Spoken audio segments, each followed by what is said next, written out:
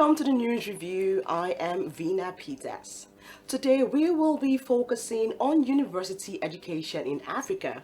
We will be examining the current rankings of African universities on a global scale and how a foundation wants to in improving these rankings. As we know, higher education plays a crucial role in shaping the future leaders and innovators of a nation. But for many young people on the continent of Africa, there are questions being asked about the quality and competitiveness of the education on offer.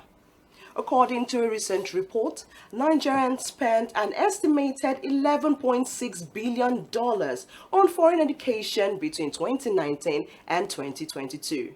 This is a significant investment in education, but it also highlights the lack of confidence that many Nigerians have in the quality of education available at home. Unfortunately, the rankings of African universities don't paint a promising picture. According to Times Higher Education, the University of Cape Town is the highest ranked university in Africa, but it comes in at a global ranking of 160. Meanwhile, leading institutions like University of Ibadan and the University of Lagos in Nigeria fall between 401 and 500.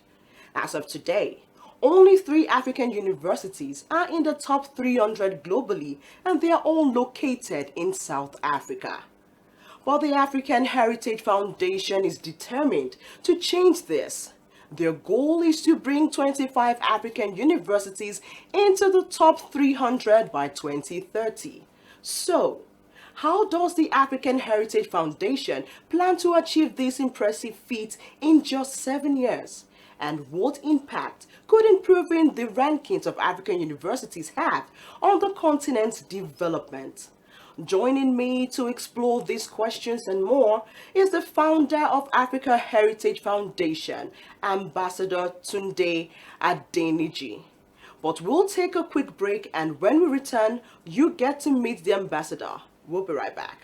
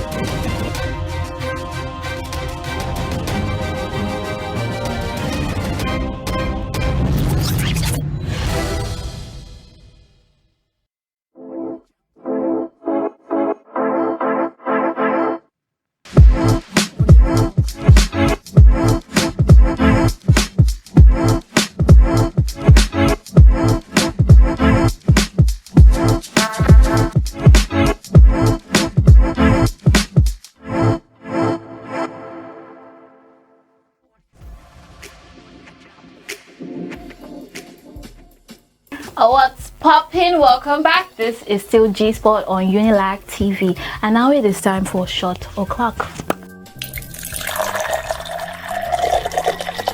Let the games begin, and I feel like I should go first because I'm the host. So yeah, Go first. Sorry, what you Proud much. yes, me. Proud much. Dance. Wizzy boy, make me dance. Daddy, oh, make me dance. Hey. I'm ready. Fire now. Royalty. Isn't this perfect? Okay, the one in my head is I will never be royals, royals. Yeah. Drink. Drink up. Drink.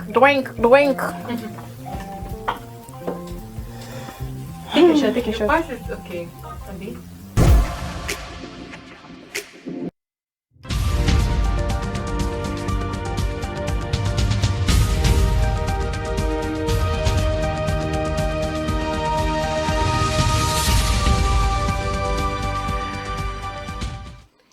Welcome back. If you're just joining, it's still the news review on Unilag TV. Do you follow us across all social media platforms at Unilag on TV to watch all our previous episodes? Like I said earlier before I went on a break, we are talking about the Africa Heritage Foundation and how it is focusing on improving the global ranking on African universities. I said we have the founder of the African Heritage Foundation, Ambassador Tunde Adetunji, who is also a doctor of philosophy and professor of anthropology, working with UN on human resources and capacity building for sustainable development in Africa. Welcome, Ambassador Tunde. I hope I can call you that. Thank you so much. It's my pleasure to be at your studio today. I'm delighted to be here. Okay. So, before we talk about Africa Heritage Foundation, Yes. I would like to talk more about you. Yes, ma'am. Okay, so from my research, you seem to be a Pan-Africanist. Yes. Okay, most of your work and achievements are centered around Africa and Africans in diaspora. As a Absolutely. matter of fact, Yes. you single-handedly took the flag of the state of Georgia Yes. to Addis Ababa. That's right. Now, that is the Union Secretariat. Yes. Now, what motivated that? Okay. So many reasons. Okay. They say hope deferred make the mind sick. But when the desire are met, it's a tree of life. Man's life can be compared to a journey. Just as a journey must have a destination, so also it's necessary for one to have an aim in life. Without a purpose to work for, a purpose to live for, and if at worst a purpose to die for, one can never be better than a brute. I took this assignment right away from the beginning of my life. The image of my people. I demonstrated it during the presidency of Nelson Mandela. I mounted an exhibition, Celebrate Africa Journey Through the Ages, at the Sosomani Village of Stars in South Africa, to christen the release of Nelson Mandela. Now to actually dismantle apartheid. South Africa is the last country in Africa whereby they gained the independence. And now see Africa. Now most countries have actually metamorphosed from bygone empires and kingdom to countries. Nigeria got our independence in 1960. We have Ghana in 1957. But the struggle continues when they incarcerated Mandela for 27 years. Yeah. They want to release him and say, go back to your home, sit down on your table, take your cold water, but keep your mouth shut. Say, no, that's not freedom. He spent 27 years. We all liberate South Africa. Nigeria played a role. I remember during that time, you have to contribute your money, your wages to the dismantling of apartheid. So I thought it wise. I became an instructor in Switzerland and I work in 110 cities in 57 countries. Now that gave me the opportunity to see the globe as, you know, the whole world as a global village. Then I thought what I could do in my own little way to create an opportunity, taking Africa to the horizon. That came to my mind, and I put the exhibition together and told the story of the entire 55 nations of Africa. When I did that, I said, this is brilliant. I took the same thing to the Olympics in 1996. That when people are talking about the people of Africa, they are looking at them in sport, in everything. Where are these people from? Let's talk the story. That it became the sinus of the international community. From there, let us institutionalize this particular theory so that it became a case study. Then there will be a legacy, the sustainability. Then in America, before I traveled to United States, we all know what the 50 states of America is. We know the city, we know everything. Nobody knows what even they were calling Africa a country. They don't know where Nigeria is. They don't know where Kenya is. They don't know where Senegal is. They don't know where DRC. They don't know even what makes South Africa region. Okay, let's educate the world that Africa is the cradle of civilization and the birth of mankind. And Africa is the culture of all cultures. Now that in my mind propelled the idea that go into the world and create a theme. Africa matters. Africa is the future. And without Africa, the world is a vacuum. So what exactly did that achieve? Well, that what has achieved today is that Africa is the engine room of the world in the global resources, in the emerging marketing opportunity of the world. And no continent, no country, how powerful they cannot do without Africa. Look at China. China has problem of overpopulation. I work in Hong Kong before China released Hong Kong to the British released Hong Kong to China. That was in 1999. My office is in the Kowloon side.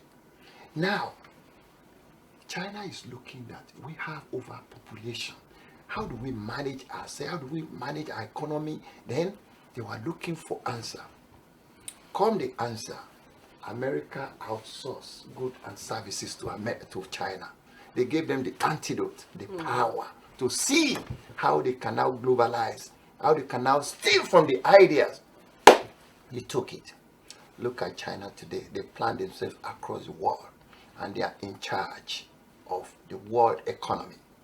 Whether we like it or not, China is already holding the economy, the ace in now controlling the economy of the world. That's a challenge to the United States of America. Now, having said that, when I look at these people come over, we have the Francophone, the Anglophone, the Lusophone, the Italian that colonized Africa. What's their mission? The mission is just to scramble for Africa. That's why we have the Anglophone Africa, we have the Francophone Africa, we have the Lusophone Africa, we have the Italian controlled Africa, we have the German and the Belgians. But what are they looking for? They are looking for our resources to make their economy. Remember in my introduction, I live in Switzerland. Yes. All the 26 cantons of Switzerland, from St. Maurice, Arosa, Davos Plus, St. Margretine, Solothurn, Lugano. I live there. I developed the 26 cantons. I'm in Nigeria. I'm from Africa. And taking all the theory and the didactics, the methodology of how they strengthen their economy, and I'm teaching that. I speak German, I speak French, I speak English. Then they used me and said, well, if they use me to achieve this, the knowledge I gain from here, let me transform it to redesign the status quo of my own heritage, my own continent, my own country, my own people, so that there will be a sustainable development. We want to be seen as people that are living but not existing. Okay, so quickly, let's talk about the foundation. Yes. Okay, so what is this all about? What is the Africa Heritage Foundation all about? The Africa Heritage Foundation. That's a good question. People name foundation to buttress their names, to promote their ego. I don't go that way. Okay. I look at the continent of Africa. What is happening to Nigeria is happening to Kenya. What is happening to South Africa is happening to Senegal. Okay. What is happening to Morocco or Egypt is happening to Cape Verde or DRC or Uganda or Ethiopia. Let us now brand Africa into a continent of possibilities. Let's now promoting Africa matters to the world. Then I form a foundation. With that, I went into the university to institutionalize the value of Africa. That if people don't know what the value of Africa is the cradle of civilization and the birth of mankind. Anything that is done in the world today starts from Africa. The university education starts with Zankore University in Timbuktu. That's where we have Mansa Kanko Musa Sundiata and all of them. Look at the theory. When you still do the research, the peer review, the archaeological aspect brought what is happening. How do they go into education? It starts in Timbuktu, Sankore University. Now we can have the best university, like Carnegie Mellon University, like Stanford University in the world today. But where does the education start? It starts in Africa. Now said to me, we have a job. If people of my own generation cannot redesign the status quo, cannot change the narrative, then Africa will be no more. We will have either Asian Africa or European Africa in the next century. I want to be a think tank. I saw what legacy that Martin Luther King laid in the area of civil rights. I saw what legacy Nelson Mandela laid in the area of dismantling apartheid. I saw what Maslow in the area of needs and wants. I want to propose a theory that from brain drain we should graduate to brain gain. It is by then we will transform ourselves as a people, our area as a country, our continent as a continent of envy, that the world will acclaim. And that's exactly the major thing, is to bridge the gap and build the bridge between the indigenous, the intimate, and the distant Africans. Okay, now, so you say the foundation now intends to bridge the gap. Yes.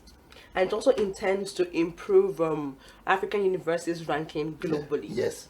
Now, was there a specific event that made you think, okay, let's do this? Yes. Absolutely. When I went to the Olympics in 1996, one of the major events that sprang up is that people don't know more about who Africa and what Africa is. Let us now explain to the international community. But I'm looking for an avenue, an opportunity whereby people will listen to my sermon, to my theory. Then I picked the Olympics. I was in Atlanta in 1996. Chioma Ajunwa won. This lady is, I think, is a police officer or something. Chioma Ajunwa, who won the gold. I jump, the long jump. In the Olympics, they will give you maybe three attempts to prove your best. This lady jumped only once. The official said, please go and sit down. You already won the gold. Other people are competing, They never beat Chioma Ajunwa. Our boys went to the Olympics. I was there in the university stadium in Athens. They won the gold. That's when we have Kanu Nwankwo and JJ Okocha and all of them. They beat Brazil, they beat Argentina, they beat everybody. I was there right away at the last stadium. I was very proud. Now we are proving who we are. Now, it's not enough. I think Jim Nwobodo was the Minister of Sport by then. Alhaji Ari Adejuma was the chairman of IOC. I run a museum for Africa, the best in Africa, on Ikorodu Road. It's called Aragon Gallery. And some of these people that create works. Now, I look at them and I put a proposal together. Sports and culture are inseparable. Now, with that team, I went to the Olympics to prove a point. So when they watch Chioma Ajunwa, when they watch Okocha, and when they watch Kanu Nwankwo, where are these guys coming from? Who are they? Let's trace their origin. Then the ambassador of Nigeria is called Azam Adamu. He came from Washington. Then they gave me Africa House, very close to Marriott Marquis, to start exhibition. From there begin the story. When they leave the Olympic Village, they come to the Africa House. Then the lecture begins. They tell me what is Nigeria. Tell me what is Senegal. Tell me what is Congo. Tell me what is South Africa. Tell me what is Lesotho. Tell me what is Ethiopia. Then I became an institution. Then there is a group called the 100 Black Men of America. It's a big association. They came over every minute to my lecture. I don't know what they are trying to do. So after the Olympics, they say, man, you're not leaving. You're not going to anywhere. I say, what? I'm going back to my country. No, you have to go from one house to the other in America, from one institution to the other. We want to learn about this. We want to know more because this is who we are. The story begins. Then institution continued to call me. I became a lecturer at Clark Atlanta University, Kennesaw State University, University of Georgia, Georgia State University, University of Chicago. All of them call me one way or the other. Then I find it very tough. CNN came, they come with the idea, want to know more and learn more about Africa. I say, yes, it's possible that I am here. What can you do in order to globalize what Africa is? Well, we are ready because we are beginning to know the real facts. That was all the whole thing. Now, my ideology is to institutionalize Africa and make it a case study for the generation and generation to come. It works. Because today, anybody that hear about Africa, they value Africa like this. America has a lot of rethinking because they did not really grab Africa when it's necessary. Liberia is the only ally of America in Africa. And Liberia was doing well because all the governors that run, officiate and rule Liberia came from United States. But look at what Liberia really became during the time of Samuel Doe and all other people that ruled Liberia. But now it's now the time of the Chinese. They came with the dangling the carrot, but they are now proposing Africa economic slavery, not development, not development at all. The length and breadth of Africa is now looking at Chinese. The Chinese are evacuating the resources of Africa to China. They are bringing back to sell our own resources back to us because we are the emerging market of the world. So where are we going? The entire Africa need to rethink now. Our politicians need to rethink now. They are living in brain drain because going to take a loan from IMF, from World Bank, from all this, you don't need to do that. Use what you have to get what you need. Treat ourselves very well. Don't look at yourself as the opportunist that God has given to parade money. No, we don't need your money. We don't need your houses. We don't need your popularity. We need you to invest in the interest of the generation and generation and generation to come. That's what I stand for. Okay, so we'll take a quick break, and when we return, we will be talking about the Memorandum of Understanding that was signed with Anchor University. Don't go anywhere.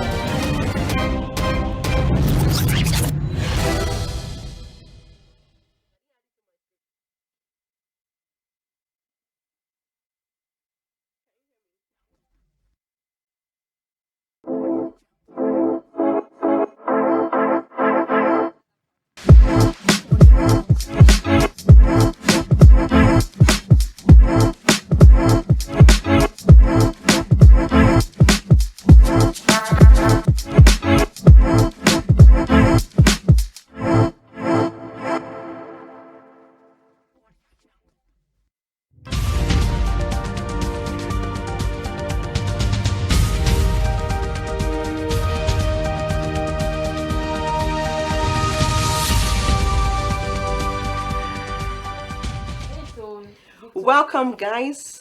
We're still talking with Ambassador Tunde Adetunji. Okay, so before I went on break, I said we're going to talk about the Memorandum of Understanding that was signed with Anchor University. Absolutely. So, what were the details exactly in that Memorandum of Understanding? Yes, ever before the Memorandum of Understanding, in your introduction, Yes. you serialize some of the unique university and the standard in the world. The only university we can talk about is in South Africa, University of Cape Town.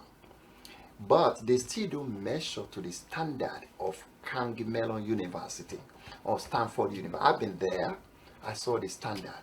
I've been to Kyoto University in Tokyo, the University of Puerto Rico, Rio de Janeiro University, and all those universities, Harvard and everything. I saw exactly what they are doing, the Center of Excellence. Now, we were looking for, when I joined the United Nations UNDESA on Sustainable Development for the year 2030, part of my theory is, let us take the education of Africa to the highest of its calling. How do we do that? Until when we look at the standard of other universities, institutions in the world, and commensurate that with the standard of what we have right here, we are not doing anything. Then, having lectured in several universities and having seen what you're doing is not a rock science or something, rocket science. Is the mindset that I want to do the same thing for Africa. Then I said to me, to achieve sustainable development by the year 2030, as promoted by the UN, we need to start with our institution.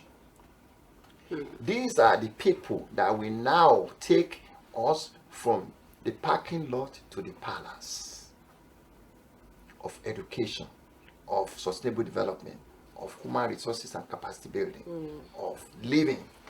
Then I said, okay, I will invest interest with my foundation in building a coalition of within the universities, so put them in the circle of now uniting them together so that we can have student exchange program, faculty exchange program, train the trainer program, then exhibition, international relations, different programs, different teaching, different lecturing, and also creating an ambience of a global initiative that will make us to rub our mind together, our shoulder together, then the talents, the creativity, the skill of these young folks, they will live their dream. That was how my life is, to invest my knowledge, my legacy into education and bring the generation that will sustain us. Okay. As a University of Lagos alumni, Yes. I am curious. Yes. Why Anchor University? Oh, good question. University institution always exist with the help of the philanthropist and with the help of the organizations. The federal universities, they saddle themselves into federal regulations. And institutions like UNILAG, University of Ibadan, we look at them as the cradle of university institutions in Nigeria, but they are failing. Why will ASU and the government have tussle and throw our students out for almost a year? You can lose money and get it back. When you lose time, you cannot get it back. And when you lose mind, nobody is existing again. They create uncertainty to our education. They create an ambiguous solution that can never be solved to our society. They create imminent problems to leadership of this country by doing that. Then, when we don't have students that can sustain the ideology of the founding father of this nation, I'm talking of the founding father, talking about Obafemi Awolowo, talking about Zik, Nnamdi Azikiwe, talking about Abubakar Tafawa Balewa. They did their best at their time. But look at the standard now. Is it growing or is it falling? So are you trying to say that neither federal universities or state university will benefit from your foundation? They will benefit if they reverse from brain drain into brain gain. Let me break it down. The federal university is the institution that we first of all look into. But when we see the bureaucracy of managing federal university, it scares us. You want to propose something here, they say take it to the federal level and discuss. Oh no, it has to be here. No. We want something to be managed, to be guided by the right people who will do the right thing. Unilag is a very good university where we want to do something, but let us demonstrate with the faith-based initiative, the private initiative, that we will be able to see transparency. We'll be able to see how they manage what they have and bring result. That's why we start with So Anchor if given the University. opportunity, you guys will actually have a collaboration and partnership. Of course, why not? We are ready. I talked to the authority of Unilag. We're ready. This is a good university whereby we want this to be the center of thinking, whereby people, we want to do something in the continent, let's go to the university. Let's look at the think tank. Let's look at the people, the philosopher that will take in the next 10 years, 20 years. This is where this country is going to. And take it or leave it from me. When you propose a program here, is a checks and balances. That's what is happening outside there. Even your university, your television here is different from commercial television, because you come into the core of reality. You say it as it is. You're not faking anything. This is where they should come. In other area of human endeavor, university should be the center of excellence for everything. And if we can see that, why not? The world is open. The opportunity is there.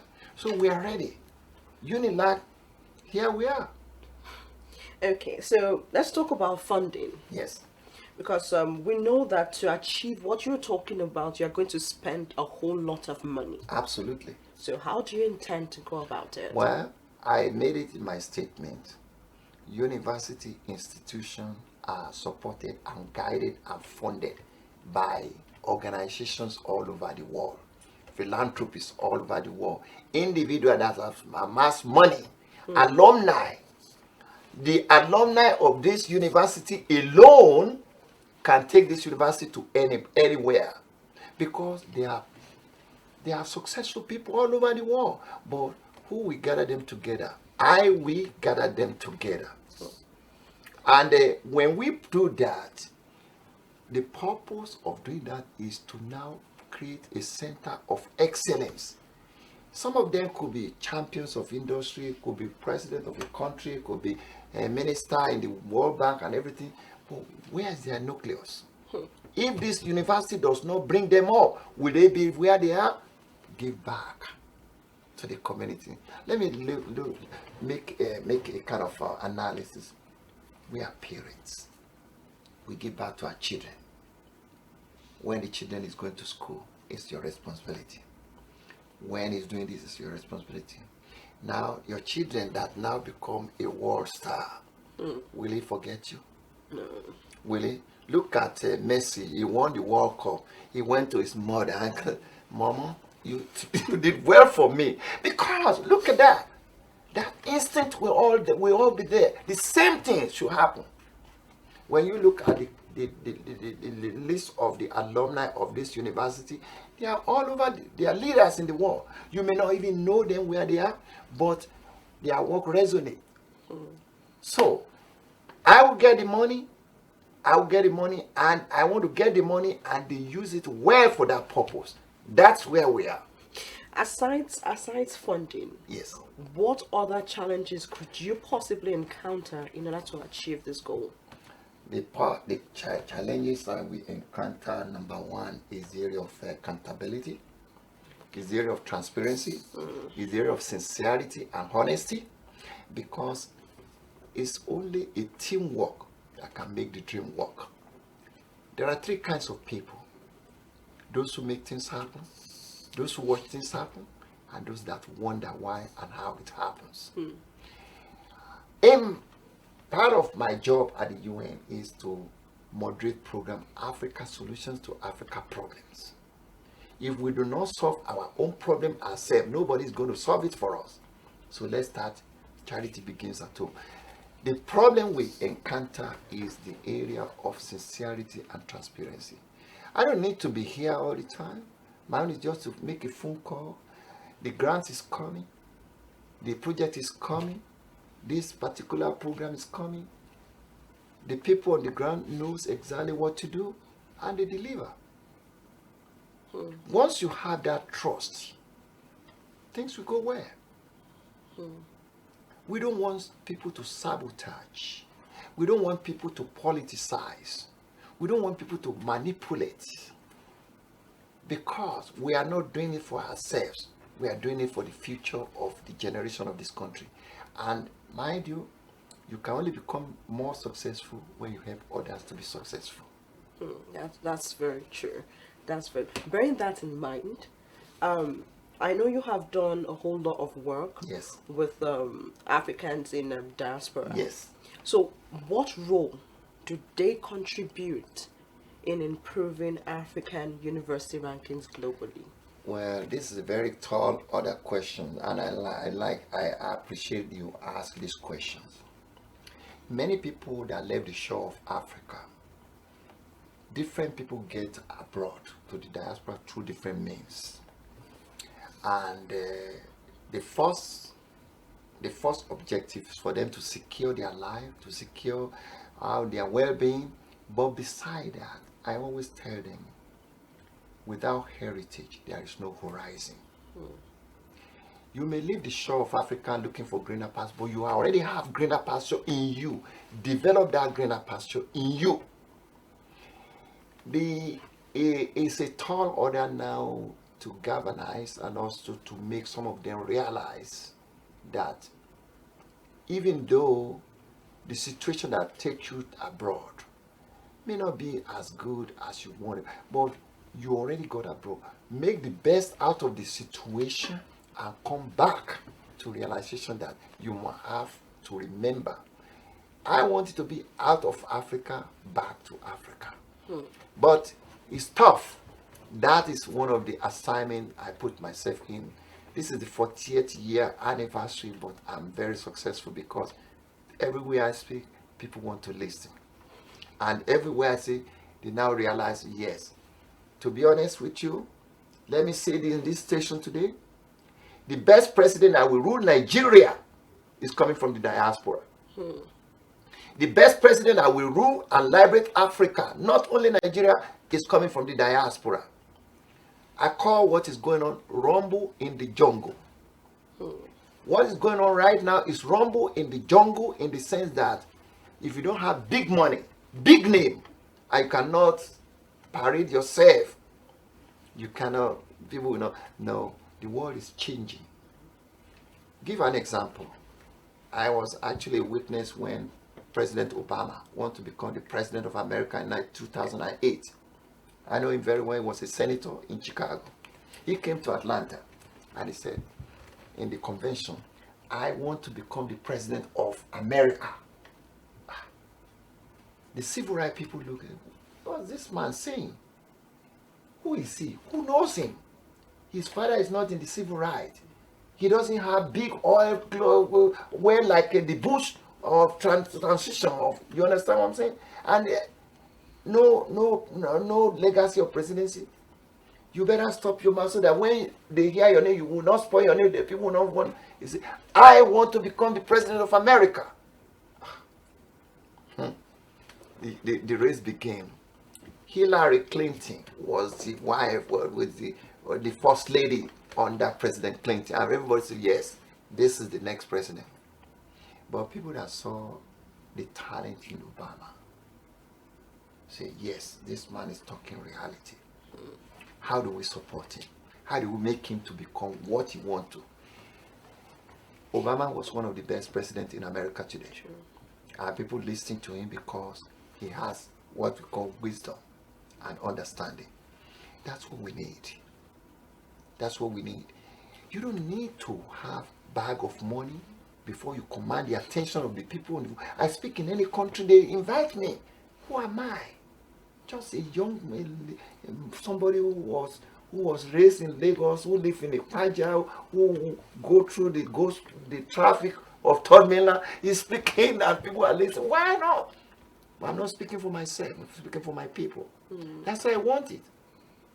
So it's a revelation that those who will redesign the status quo of this country, they live in the diaspora because they have sacrificed themselves, they have drilled themselves, they have seen what is done in the world arena, and they want it to happen in their country. So give them some time. Give the little chance to what is going on. Let the people who have the opportunity rethink that, hey, it is not a revolution that is coming, it is a renaissance that is coming to change us. I mentioned the ideology from parking lot to the palace, from bus to Bentley. When all those things happen, our generation, our children will benefit from it. I want my generation to come, our children to come, to even live bigger and transform. Look at the lady that won the world athletics or something, what they call her name. I was amazed when I saw Nigeria winning, laying the world record on, is it three on hurdles, yes. But it's determined. You look at it, the college says, yes, I am here with authority, audacity. And she did. I'm just saying that for an example. Look at a musician today. What is called the Boma Boy or something? Burna Boy. He came to Los Angeles, and when he said, dance like this, people dance like that. Do this, and the world is commanding the attention of the world. What do we need again? When our politicians are seeing that these people are laying the precedent, they are showing an example. Why don't we change from our own attitude? You know, integrity, without integrity, nothing works. And that's what we need in our leadership. In my center in the university, there will be a course, a program that anybody that wants to lead, being you in the House, in the Senate, in the representative, you have to come for an induction course, maybe about 3 months. How to manage people, how to manage agenda, how to manage issues. You could be a successful man, maybe a businessman, a doctor, a lawyer, but you are not in the legislative process. Why don't you go through the routine, get a certificate, and the university will be checks and balances. You going there, if you mess up, we tell the people you're not going to get second chance. And the second chance, people will not vote for you. So you will be the referee, you will be the umpire. Let's give this one a red card. Let's give this a yellow card. That is when we are talking. Earlier you mentioned exchange programs, you mentioned faculty exchange. Yes. So how is that going to help improve rankings of African universities globally? Good question again. You see, there is a standard set up to actually aggregate the universities. When we have exchange program, the idea of exchange program is for you to come with your knowledge, impart with mine, and we exchange ideas. I learn from you, you learn from me. When that starts happening, we don't have a local students again, we have international students. True. Who will perform to the standard. When we have faculty exchange program, The way they did jam here, the way they did the exam here, and so on and so forth, may not be the routine over there. He learned. Then we have a research program. They study what you're doing here. They learn from it. They bring their own. You rub minds together. You will see a lot of changes. A lot of changes. Okay. And when that starts happening, we are aiming into excellence. And when we see that happening, we are transforming. And that's why it's faculty exchange program, so a student exchange program, international study abroad program, projects, international program, and all those will start happening. Then science and technology take preeminence. Because without science and technology, we are going nowhere. Look at when COVID happened. The world is running elder skater. But they now saddle their interest on who are to design the vaccine. The current scientists. Let me tell you today, the best scientists the CDC have is from Cameroon. From Cameroon. And I met Dr. Frieding. He said, you guys, you are brilliant, but you don't know the value of who you are. Africa. He's talking to Africa. Africa should be going to the NASA in the next century, because that's where the world is going. What is the standard over there should be the standard right here. And we cannot exclude that, because we are living in a global community. The world is a global village. And if we are already doing it there and making it happen in the developed country, why don't we use it to transform where we are? Agroeconomy is coming. We don't need to depend on oil alone. There are so many, America being America, they depend on so many sources of economy. People now struggling to now uninterrupted 24 hours life. That is a mandate for this country. Why can't our government do that? Why can't you stand with the government, developed country? Hey, you want me to help you? You want to sell your market?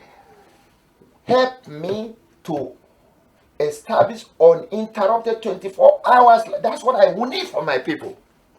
Put your feet down. They will do it because they know what they are getting from you. Don't go into any developed country you're looking for loan. Tell them you have more, but tell them how they will now improve. I'm planning to make Nigeria the center point for the entire West Africa country. I'm planning to make Rwanda the center point for the entire Central Africa country. I'm planning to make Morocco the entire center point for North Africa region.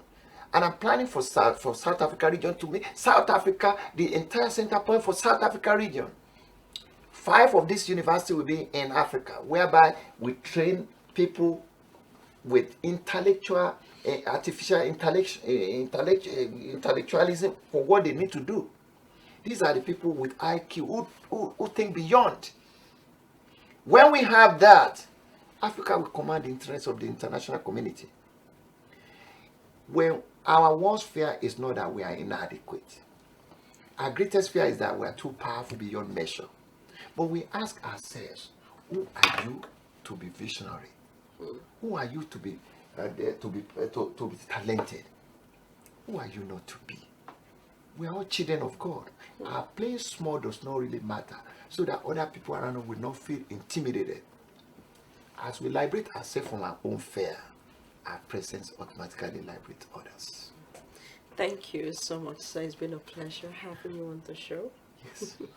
All right, thank you. So that's how far we can go on the show for today, because appreciate our you. time is already against us. I appreciate you having me today, and hope deferred again make the mindset. When the desire are met, it becomes a tree of life. Yes, Thank sir. you. Thank you so much, sir. So that's our show for today. Remember, do follow us across all our social media platforms at Unilag on TV. Remember, subscribe, like, and comment. My name is Vina Peters. Bye for now.